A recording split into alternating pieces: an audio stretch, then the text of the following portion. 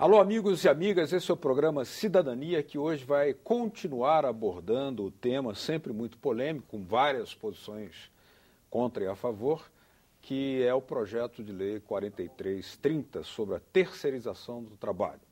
Para ouvir hoje a posição dos empresários, nós temos aqui conosco a presença do Dr. Alexandre Furlan, ele que é presidente do Conselho de Relações de Trabalho da CNI, Confederação Nacional da Indústria. Seja muito bem-vindo aqui ao nosso programa.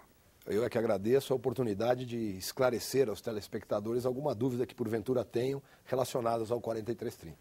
Bom, nós estamos ouvindo todos os setores, porque é prática aqui da TV Senado dar voz democraticamente a uma pluralidade de versões para que o próprio telespectador possa tirar as suas próprias conclusões. Nesse caso, como é que a CNI entra nesse debate? Porque olhando a agenda legislativa da indústria, eu sempre leio, a cada ano é enviada para cá, nós vemos que esse tema, 4330, o PL 4330, é uma das prioridades da CNI. Por quê? Bom, primeiro porque é um projeto cuja maturidade eu acho que já chegou ao seu auge. É um projeto... O primeiro projeto apresentado foi em 1996, se eu não me engano, há 19 anos atrás. E esse, o PL 4330, já tem 11 anos de debate. E também porque o fenômeno terceirização, que nada mais é do que uma forma moderna de organizar as cadeias de produção, as atividades produtivas, já é um fenômeno que se pode considerar irreversível do ponto de vista da realidade das economias no mundo. Então, a CNI sempre tratou esse projeto como um projeto prioritário, haja vista que a terceirização existe em todos os segmentos produtivos, quer seja nos segmentos públicos, quer seja nos segmentos privados, e o que a gente sempre disse é que nós não poderíamos ficar nessa questão ao alvedrio de uma interpretação jurisprudencial da Corte Trabalhista Maior, que é o Tribunal Superior do Trabalho, da súmula 331, mas tínhamos que sim ter uma segurança jurídica emanada de uma legislação, de uma normativa que esclarecesse os pontos onde se pode, onde não se pode, o que se deve e o que não se deve fazer. Por isso defendemos enfaticamente o projeto, desde o seu nascedouro. Obviamente que o texto apresentado pelo relator deputado Arthur Maia na semana passada é um texto que eu diria não atende 100% nem aos trabalhadores, nem ao governo, nem aos empregadores, mas subtraindo, vamos dizer assim, aquilo que pudesse ser um texto ideal para todos, que nós não conseguiríamos chegar no consenso, ele é o texto que se mostrou mais consentâneo com todos os debates que se tiveram ao longo desses últimos 11 anos. Um dos argumentos daqueles que são contrários à aprovação do 4330, inclusive dos especialistas na defesa do trabalho, né, procuradores, Ministério Público do Trabalho, é de que, primeiramente, o texto tem um problema de constitucionalidade, ou seja, por ele, através de um projeto de lei, seriam alteradas algumas daquilo que é chamado cláusulas pétreas da Constituição. Seria, portanto, inconstitucional. Como é que o senhor reage a isso? Eu não vejo isso, e não vejo por um simples fato. O projeto em si, ele explicita de forma muito clara, ou ele repete de forma muito clara, aquilo que consta do artigo 7º da Constituição Federal, que são os direitos mínimos consagrados aos trabalhadores brasileiros, tais como o registro na carteira de trabalho, o recolhimento do fundo de garantia, o recolhimento previdenciário, as questões atinentes, inclusive à saúde e segurança do trabalho, estão presentes, a cláusula anticalote, ou seja, tudo que o trabalhador tem como respaldo legal o exercício das suas atividades consta do projeto de lei. Então, eu não vejo eiva de constitucionalidade no projeto. Obviamente que, numa interpretação extensiva de alguma ou de outra cláusula do projeto, pode ocorrer uma discussão nesse sentido. Da mesma forma, como alguma cláusula hoje que se está tentando, por destaque ou por emenda, inserir, no nosso entendimento, poderia haver alguma inconstitucionalidade, mas que não caberia, nesse momento agora, discutirmos com essa profundidade alguma coisa que hoje vem justamente para dar segurança a um modelo de relações do trabalho hoje presente, inexoravelmente presente, e que vai continuar existindo não só no Brasil, como em todo o mundo. Lá na Câmara foi aprovado apenas o texto base, né? Isso. Ainda não temos a forma final que virá para o Senado para ser examinada aqui. O senhor teme que a apresentação de algum destaque nesse momento lá na Câmara possa, inclusive, ensejar isso que o senhor chamou de inconstitucionalidade aí sobre a ótica dos patrões, ou seja, a ótica da indústria ou dos empregadores também? Qual seria? Tem um artigo específico, que é justamente o artigo que fala da representatividade ou da categoria preponderante, em que existe uma explicitação clara de quem representa quem, de como é que funciona a unicidade sindical no Brasil, a representatividade por segmento empresarial, a territorialidade. Então, há se admitir, por exemplo, que os trabalhadores da empresa prestadora de serviços se vinculem também à atividade preponderante da empresa, você estaria desvirtuando justamente a questão da liberdade sindical e da prática sindical explicitada na legislação. Mas é o que eu digo, eu acho que nós não temos ainda, como nós não temos o texto final, nós vamos ter a votação dos destaques, eu acredito que nós não vamos, num primeiro momento, ter problemas desta ordem. Talvez o Senado, futuramente, possa, inclusive, analisar sobre esses aspectos que, num primeiro momento, vamos dizer, não que passassem desapercebidos pelos olhos dos eminentes parlamentares que hoje vão aprovar, ou que aprovaram o projeto e que agora vão formatar o seu texto final. Mas juristas que possam interpretar diferentemente daqueles que hoje estão elaborando o processo legislativo. Será que isso não poderia dar a oportunidade de uma longa batalha jurídica, inclusive recorrendo-se ao Supremo, porque a questão é também vinculada à Constituição, portanto, uma série de desdobramentos. Sim, tanto é verdade isso a que você se refere, que hoje já está no Supremo, já estão no Supremo processos, em que o Supremo declarou, inclusive, a repercussão geral. Para o Supremo declarar repercussão geral é porque, efetivamente, o tema aflige a milhões de pessoas pelo Brasil afora. Hoje nós temos mais de 12 milhões de terceirizados. Então, é claro que nós podemos ter batalhas jurídicas longas, e por isso é que eu acho que se discutiu a exaustão durante 11 anos para se chegar a um texto que não seria do agrado de todos, mas que partiria daquela ótica de que o ótimo seria inimigo do bom e, portanto, encontremos uma equação tal que nós possamos dar segurança jurídica para que o Instituto Terceirização, que é diferente da intermediação de mão de obra, é bom que fique claro isso, que o Instituto de Terceirização possa ser aplicado por empresas especializadas em determinadas atividades dentro do processo produtivo, por empresas que cumpram com as obrigações legais, desde que devidamente e também devidamente fiscalizadas pelo tomador, quer dizer, tomador não fiscalizou, vai se responsabilizar por aqueles direitos trabalhistas inadimplidos por parte do prestador de serviço. Então, eu vejo com muita clareza que o projeto, ele, se não atende a todos, ele foge ou ele passa muito ao largo daquele chavão que se costumou dizer por parte das pessoas que defendem a não aprovação do projeto, que é terceirização igual a precarização. Isso não é verdadeiro, até porque nós temos mais de 40% da população economicamente ativa brasileira na informalidade. E quando você trata de informalidade, aí sim você não tem registro em carteira, você não tem fundo de garantia, você não tem os aspectos previdenciários pró-trabalhador preservados, você não tem nada daquilo que nós estamos falando. Então nós estamos falando de um projeto que visa dar segurança a um instituto que não vai desaparecer e que hoje é uma realidade. Claro que os trabalhadores, e aí sim, acho até com razão, tiveram um certo receio, e diziam, mas se você puder terceirizar atividades fim, existem empregadores que vão terceirizar tudo e não vão ter empregados.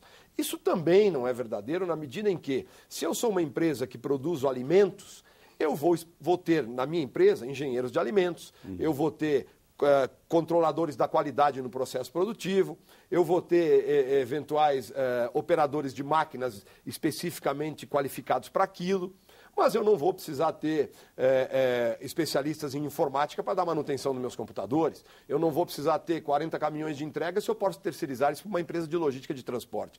Eu não acredito que vá mudar muito aquilo que acontece hoje.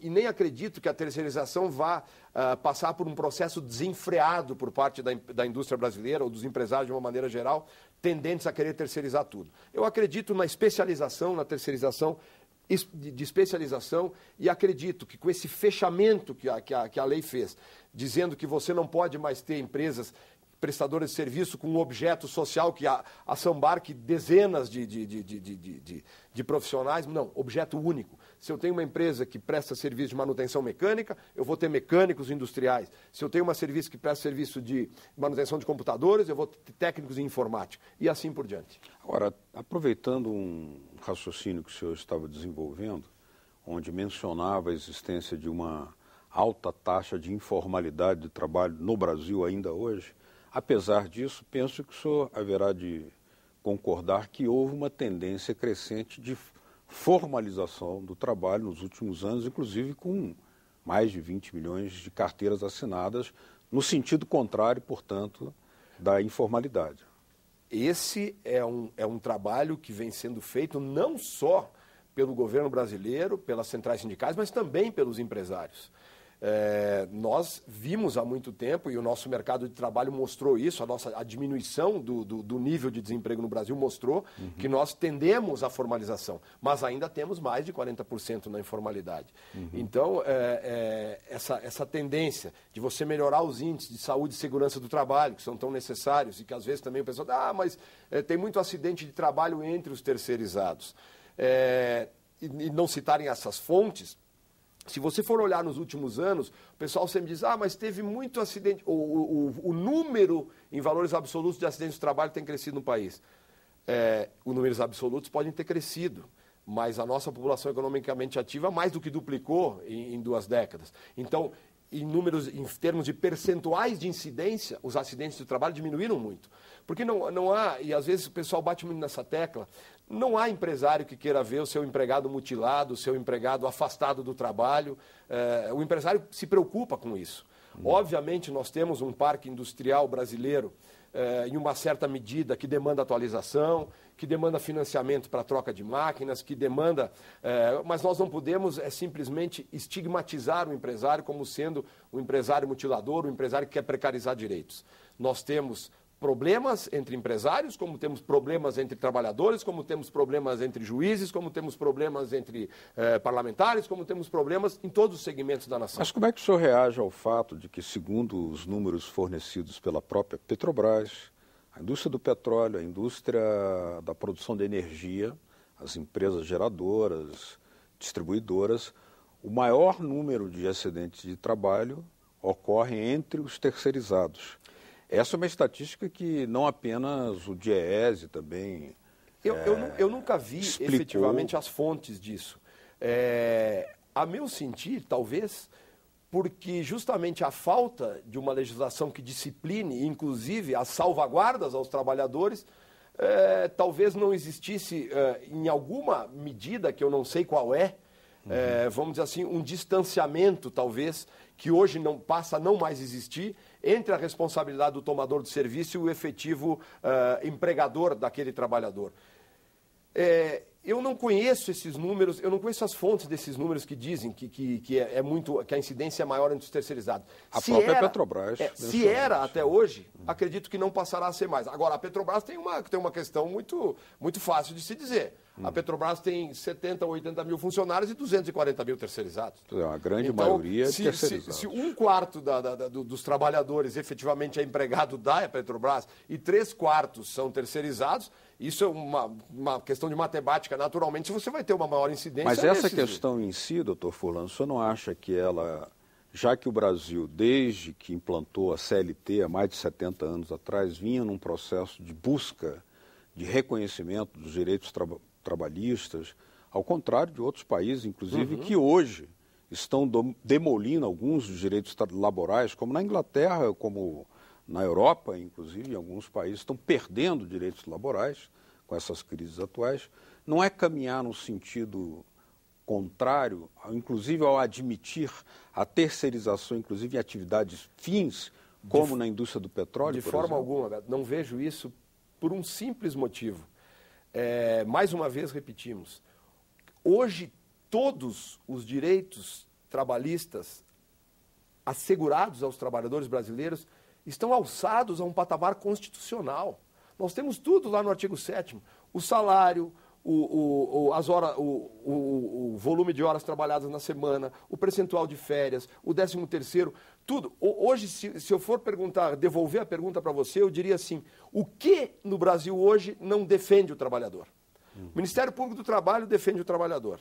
A legislação trabalhista defende o trabalhador. A Constituição defende o trabalhador. A Justiça do Trabalho, em grande parte, está lá para salvaguardar os interesses do trabalhador e, portanto, defende o trabalhador. Mas a fiscalização é muito precária e é uma forma de não defesa do trabalhador. Nós nunca fomos tão fiscalizados, a indústria brasileira nunca foi tão fiscalizada como tem sido nos últimos anos. Mas os próprios integrantes do Ministério do Trabalho, de suas operadoras adjacentes, reconhecem um desaparelhamento do Ministério para realizar uma fiscalização efetiva. Eu não posso discutir aqui a questão de quantos servidores de carreira precisariam existir. Mutatis mutandis, dá o exemplo esse das queimadas que existem por aí.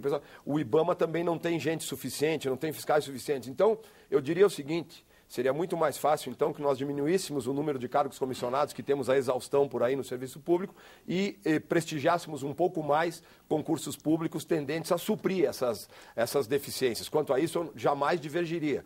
Agora, do ponto de vista daquilo que tem sido feito para proteger os direitos do trabalhador, eu acho que o Brasil está na vanguarda de muitos países. Agora, algumas coisas às vezes causam espanto para a gente também.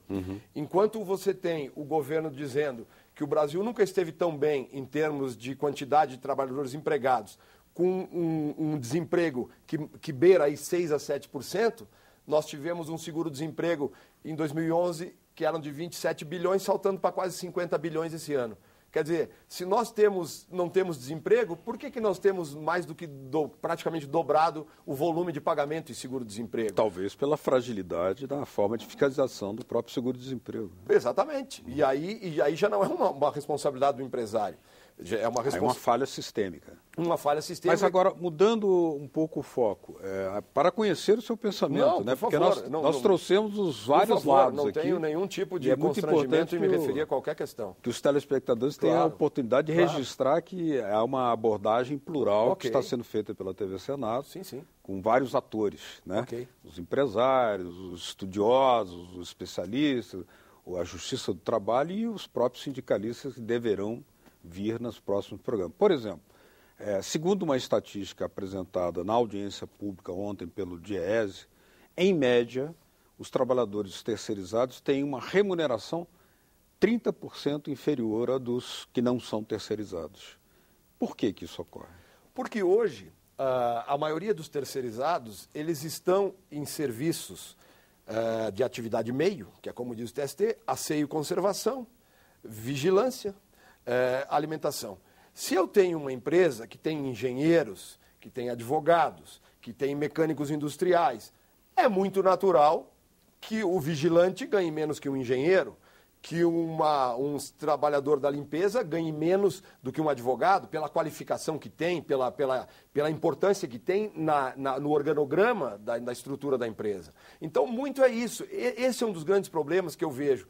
Nós, às vezes, trabalhamos os números sem depurá-los, nós trabalhamos uma visão macro, uma visão sintética, e não trabalhamos o analítico. E quando estivermos falando de mesmas funções, na qualidade de terceirizado, uma e a outra não? Eu acho que a diferença de remuneração. Eu acho que é exatamente isso que agora a legislação veio proteger. É exatamente, se você tiver trabalhos análogos, tanto que a Justiça do Trabalho já tem decidido assim nos casos, e foi isso que ensejou essa ação que está no Supremo, de equiparação de funcionários de carreira de centrais elétricas com funcionários que prestavam serviços na área de manutenção de rede de transmissão, algumas coisas assim.